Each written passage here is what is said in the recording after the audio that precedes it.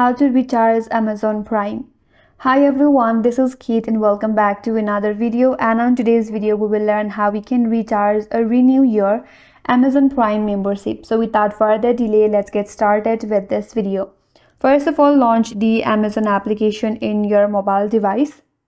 After that, tap on the three-line icon from the home page at the bottom of your interface. Now tap on the accounts at the top left corner. Here scroll down and onto account setting you will find manage Prime membership. Tap on it.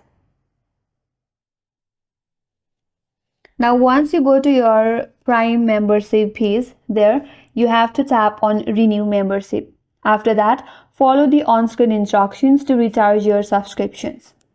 And if you are paying through the Amazon gift card, you can redeem them on your account before proceeding with the Prime renewal. And if you have already set up the automatic renewal, your Prime membership will renew automatically using your preferred payment method.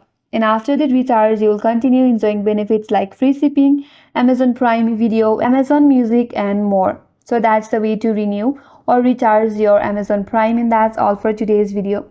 Hope this video was helpful, and if you're new to our channel, consider subscribing. Thanks for watching and stay tuned for more videos.